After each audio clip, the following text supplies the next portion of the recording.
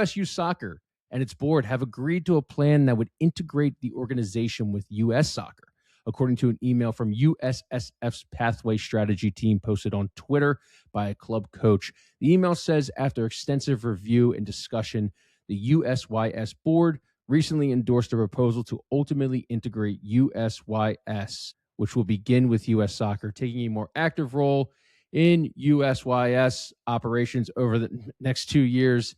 To me, this sounds like US Soccer is saying, we do not need to own every league, but we need more influence over the whole system that it connects. And what I mean by that, that means building out the infrastructure of data, the eligibility stuff, the registration stuff. They did call out the talent ID system, which feels like they're going to start building towards a kind of meritocracy of some sort with an efficient talent ID system. We see Perfect Game do this in baseball.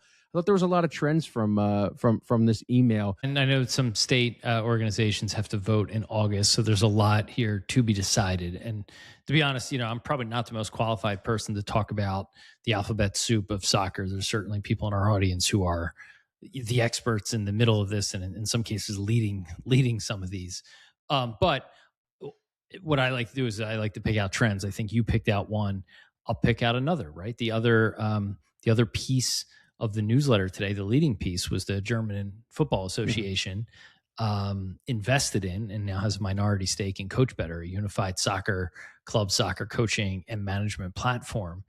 And one of the $100 million questions of the last couple of weeks is, if you have hinted at proposed regulation, I should say, not hinted at, that is trying to scare away private equity from youth sports, my next question is, all right, well, who are the investors? Who are the buyers of these things? We'll need other fund structures. And again, we don't think this bill is going to pass, but it will certainly at least, cause someone in private equity to think twice or think harder before making an investment. But maybe the answer is these NGBs and federations taking stakes in tech products or taking more control of the participation stack, like you're seeing a little bit here in soccer. And it goes back to something I wrote, one of the first posts here last spring. The NBA and USA Basketball were really looking at the Balkans model of sports training, because every year Team USA shows up to the Olympics and they're given all they can handle by a team, orders of magnitude less talent than them. And they typically win, but barely. And the take there is, these countries have unified systems. They're all pulling on the same rope. The European countries, a single federation can invest here in the case of the Coach Better deal and really impact the entire ecosystem of that sport in the country. So I think you're beginning to potentially see a trend of the federations and NGBs maybe take more control in a more capitalistic way through investment or through, basically subsuming one of the other federations, I guess. There was a D1 women's assistant coach named Marcia Lycon who posted on Twitter, and she claimed that she had a friend that works in USYS, but she kind of added a little bit of color in here and said, in a nutshell, US Soccer will be taking over USU Soccer and also bring in US Club under the umbrella. On paper, this consolidation could and should be what is logical.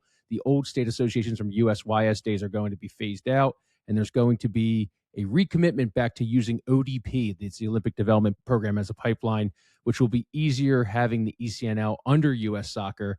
There's a lot more to it in terms of consolidation of other leagues, and I think on the boys' side, it is a little more complicated with MLS Next. It will be interesting to see how this all unfolds in the coming months, years, and is being called the pathway strategy. The one thing I wanted to pull from that statement is the ECNL operates under US Soccer and will be recommitting to the Olympic Development Pipeline.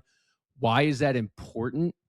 Because ODP apparently used to be the old model, how players were discovered and tapped for the national team, and then clubs like ECNL come in, MLS academies come in, and then other development academies come in, and ODP kind of lost its centrality in a way. Everyone started kind of competing for the role of, hey, I'm identifying elite players. Like, who's the one that we go to? No one could really decide on that one. So then ECNL starts in 2009, and they acquire power very quickly, market share very quickly, because top clubs wanted better competition, better showcases, and more college exposure. So then US Soccer tries to launch their own girls development academy in 2017 because they wanted federation level control over the pathways. And then this created a split. US Soccer then shuts down their development academy around 2020 due to COVID related finances and stuff. This kind of brings up MLS Next for the boys side and everything, and then become the main successor. So long-winded thing to say, fast forward to today, the news of the potential recommitment to the ODP.